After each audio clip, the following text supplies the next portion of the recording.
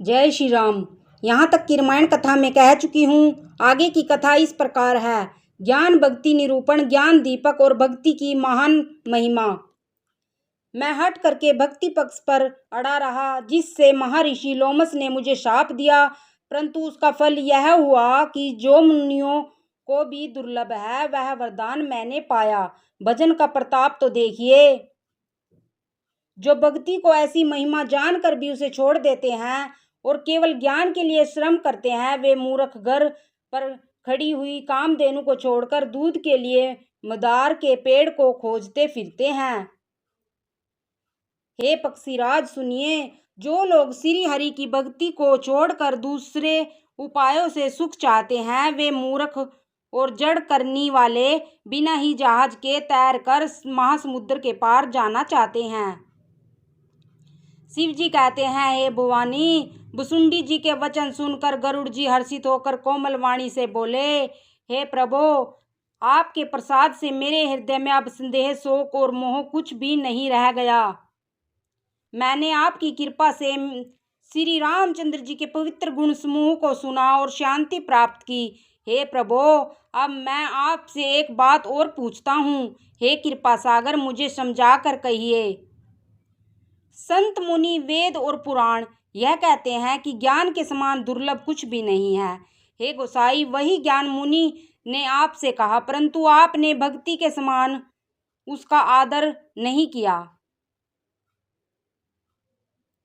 हे कृपा के धाम, हे प्रभु, ज्ञान और भक्ति में कितना अंतर है, यह सब मुझसे कहिए। गरुड़ जी के वचन सुनकर सुजान काक भुसुंडी जी ने सुख माना और आदर के साथ कहा, भक्ति और ज्ञान में कुछ भी भेद नहीं है, दोनों ही संसार से उत्पन्न क्लेशों को हर लेते हैं। हे नाथ मुनीश्वर, इनमें कुछ अंतर बतलाते हैं। हे पक्षी श्रेष्ठ, उसे सावधान होकर सुनिए। बहे हरि वाहन सुनिए। ज्ञान वैराग्य योग विज्ञान ये सब पुरुष हैं। पुरुष का प्रताप सब प्रकार से प्रबल होता है। अबला स्वाभाविक ही निर्बल और जाति से जड़ होती है, परंतु जो वैराग्यवान और धीर बुद्धि पुरुष हैं वही स्त्री को त्याग सकते हैं, न कि वह कामी पुरुष जो विषयों के वश में हैं और श्री रघुवीर के चरणों से विमुख हैं। वे ज्ञान के भंडार मुनि भी मृगनायिनी के चंद्रमुख को देखकर विवश हो जाते हैं। हे गरुड़ जी, साक्षात भगवान विष्णु की माया ही स्त्री रूप में प्रकट है। यहाँ मैं कुछ पक्षपात नहीं रखता, वेद पुराण और संतों का मत ही कहता हूँ। हे गरुड़ जी, यह अनुपम रीति है कि एक स्त्री के रूप पर दूसरी स्त्री मोहित नहीं होती। आप सुनिए, माया और भक्ति ये दोनों ही स्त्री वर्ग की हैं, यह सब कोई जानते हैं। फिर श्री रघुवीर को भक्ति प्यारी है, माया बेचारी तो निश्चय ही नाचने वाली है। श्री रघुनाथ जी की भक्ति के विशेष अनुकूल रहते हैं, इसी से माया उसे अत्यंत डरती रहती है। जिसके हृदय में उपमा रहित और उपाधि रहित राम भक्ति सदा बिना किसी बाधा के बसती है, उसे देखकर माया सकुचा जाती है, उस पर वह अपनी प्रभुता कुछ भी नहीं कर सकती। ऐसा विचार कर ही जो विज्ञानी मुनि हैं, वे भी सब सुखों की खानी भक्ति की ही याचना करते हैं। श्री रघुनाथ जी का यह रहस्य जल्दी कोई भी नहीं जान पाता। श्री रघुनाथ जी की कृपा से जो इसे जान जाता है, उसे स्वप्न में भी मोह नहीं होता। हे सुचतुर गरुड़ जी, ज्ञान और भक्ति का और भी भेद सुनिए, जिसके सुनने से श्री राम जी के चरणों में सदा विच्छिन्न प्रेम हो जाता है। हे तात, यह अकथनीय कहानी सुनिए, यह समझते ही बनती है, कहीं नहीं जा सकती। जीव ईश्वर का अंश है, वह अविनाशी चेतन निर्मल और स्वभाव से ही सुख की राशि है। हे गोसाई, वह माया के वशीभूत होकर तोते और वानर की भांति अपने आप ही बंध गया। इस प्रकार जड़ और चेतन में ग्रंथि पड़ गई। यद्यपि वह ग्रंथि मिथ्या ही है, तथापि उसके छूटने में कठिनता है। तभी से जीव संसारी हो गया। अब न तो गांठ छूटती है और न वह सुखी होता है। वेदों और पुराणों ने बहुत से उपाय बतलाए हैं, पर वह छूटती नहीं, वरना अधिक उलझती ही जाती है। जीव के हृदय में ज्ञान रूपी अंधकार विशेष रूप से छा रहा है। इससे गांठ देख ही नहीं पड़ती, छूटे तो कैसे। जब कभी ईश्वर ऐसा सहयोग उपस्थित कर देते हैं, तब भी कदाचित ही वह छूट पाती है। श्री हरि की कृपा से यदि सात्विक की श्रद्धा रूपी सुंदर गो हृदय रूपी घर में आकर बस जाए, असंख्य जप तप व्रत यम और नियम आदि शुभ धर्म और आचार जो श्रुतियों ने कहे हैं, उन्हीं हरे तृणों को जब वह गो चरे और आस्तिक भाव रूपी छोटे बछड़े को पाकर वह पहनावे, निर्वृत्ति सांसारिक विषयों से और प्रपंच से हटना, नोई गो के दूहते समय पिछले पैर बांधने की रस्सी है, विश्वास दूध दुहने का बर्तन है, निर्मल निष्पाप मन जो स्वयं अपना दास है, अपने वश में है, दुहने वाला अहीर है। हे भाई, इस प्रकार धर्माचार में प्रवृत्त सात्विक श्रद्धा रूपी गो से भाव निवृत्ति और वश में किए हुए निर्मल मन की सहायता से परम धर्ममयी दूध दूह कर उसे निष्काम भाव रूपी अग्नि पर भली भांति अटावे, फिर अक्षमा और संतोष रूपी हवा से उसे ठंडा करे और धैर्य तथा सम रूपी जामन देकर उसे जमावे। तब मुदिता रूपी कमोरी में तत्व विचार रूपी मथानी से दम के आधार पर सत्य और सुंदर वाणी रूपी रस्सी लगाकर उसे मथे और मथ कर तब उसमें से निर्मल सुंदर और अत्यंत पवित्र वैराग्य रूपी मक्खन निकाल ले।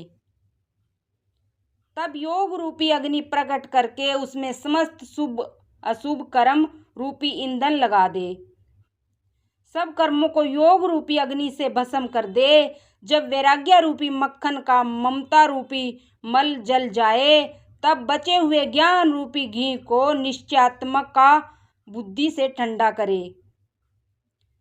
तब विज्ञान रूपणी बुद्धि उस ज्ञान रूपी निर्मल घी को पाकर उससे चित्त रूपी दिए को भर कर क्षमता की दीवट बनाकर उस पर उसे दृढ़ता पूर्वक रखे।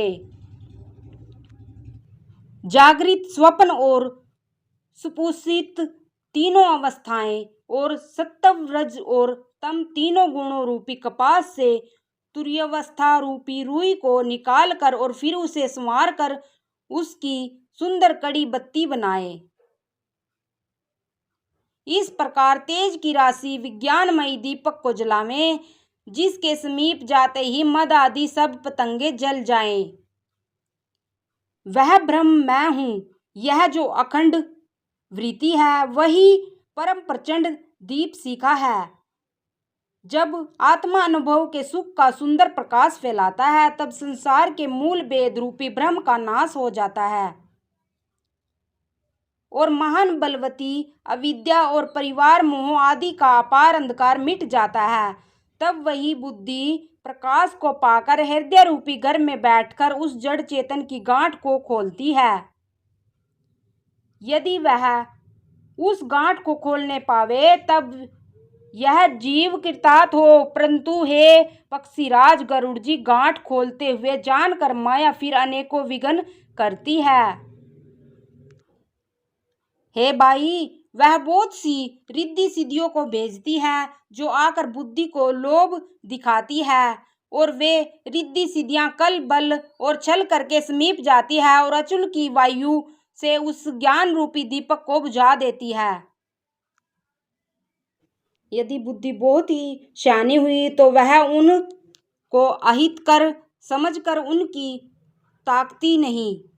इस प्रकार यदि माया के विघ्नों से बुद्धि को बांधा ना हुए, तो फिर देवता उपाधि करते हैं। इंद्रियों के द्वारा हृदय रूपी घर के अनेकों झरोखे हैं। वहाँ देवता थाना किए बैठे हैं। जो ही वे विषय रूपी हवा को आते देखते हैं, तो ही हठ पूर्वक किवाड़ खोल देते हैं। सज्जो ही वह तेज हवा हृदय रूपी घर में जाती है, तो ही वह विज्ञान रूपी दीपक बुझ जाता है और गांठ भी नहीं छूटी और वह प्रकाश भी मिट गया। विषय रूपी हवा से बुद्धि व्याकुल हो गई। इंद्रियां और उनके देवताओं को ज्ञान ही नहीं सुहाता, क्योंकि उनकी विषय भोगों से सदा ही प्रीति रहती है और बुद्धि को भी विषय रूपी हवा ने बावली बना दिया। तब फिर उस ज्ञान दीपक को उसी प्रकार से ज्ञान जलावे। तब फिर जीव अनेकों प्रकार से संस्कृति के क्लेश पाता है। हे पक्षीराज, हरि की माया अत्यंत दुस्तर है, वह सहज ही में तरी नहीं जा सकती। ज्ञान कहने में कठिन, समझने में कठिन और साधने में भी कठिन है। यदि गुणाक्षर न्याय से कदाचित यह ज्ञान हो भी जाए तो भी फिर अनेकों विघ्न हैं। ज्ञान का मार्ग कृपाण की धार के समान है। हे पक्षीराज, इस मार्ग से गिरते देर नहीं लगती। जो इस मार्ग को निर्विघ्न निभा लेता जाता है वही कैवल्य रूप परम पद को प्राप्त करता है। संत पुराण, वेद और शास्त्र यह कहते हैं कि कैवल्य रूप परम पद अत्यंत दुर्लभ है, किंतु हे गोसाई, वही मुक्ति श्री राम जी को भजने से बिना इच्छा किए भी जबरदस्ती आ जाती है। जैसे स्थल के बिना जल नहीं रह सकता, चाहे कोई करोड़ों प्रकार के उपाय क्यों न करे, वैसे ही हे पक्षीराज सुनिए, मोक्ष सुख भी श्री हरि की भक्ति को छोड़कर नहीं रह सकता।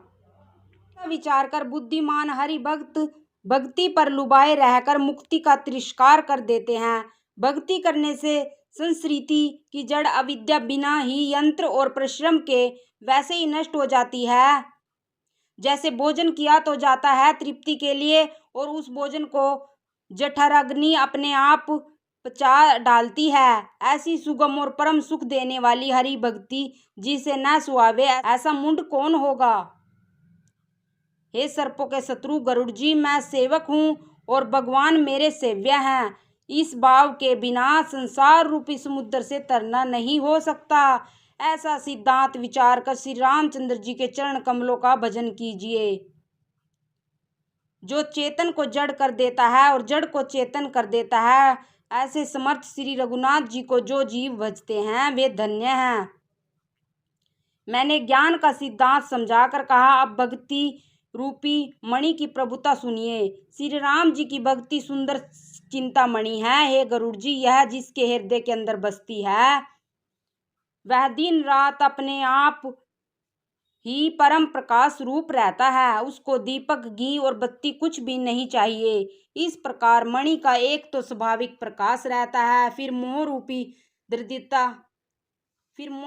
दरिद्रता समीप नहीं आती और लोभ रूपी हवा उस मणिमय दीपक को बुझा नहीं सकती, क्योंकि मणि स्वयं प्रकाश रूप है, वही किसी दूसरे की सहायता से प्रकाश नहीं करती।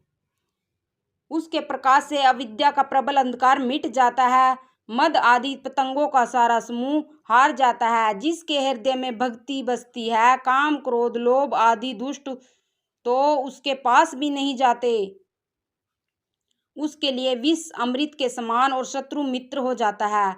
उस मणि के बिना कोई सुख नहीं पाता। बड़े बड़े मानस रोग जिनके वश होकर सब जीव दुखी हो रहे हैं, उसको नहीं व्यापते।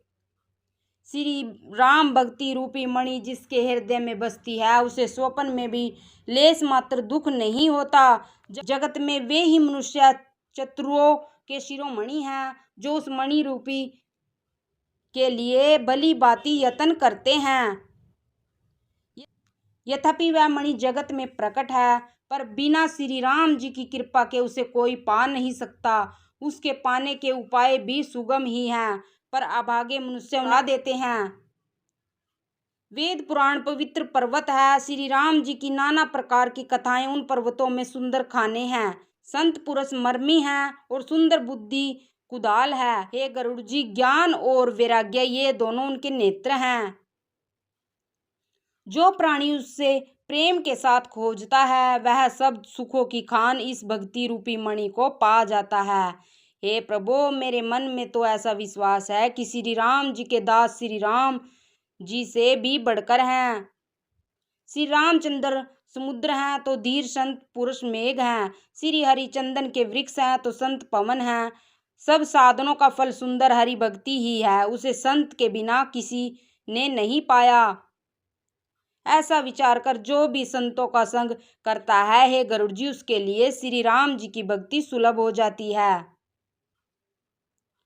ब्रह्म समुद्र है, ज्ञान मंत्राचल है और संत देवता हैं, जो उस समुद्र को मथ कर कथा रूपी अमृत निकालते हैं, जिसमें भक्ति रूपी मधुरता बसी रहती है।